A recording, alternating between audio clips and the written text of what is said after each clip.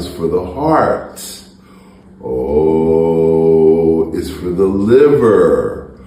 U is for the diaphragm. M is for the pineal. And N is for the pituitary. So, what does the liver do? Filter all of the blood. What does the heart do? Distributes the blood. From the distribution to the liver, which filters, to the diaphragm, which pushes the air out of the lungs so the blood can get filtered.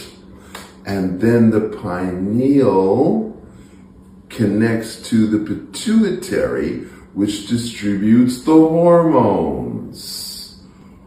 Whoa, it's built in. And there are some ancient cultures who know this, and they teach toning and chanting, which is part of the Qigong that Master Li taught me. So, as it turns out, there are other cultures that also have toning and chanting.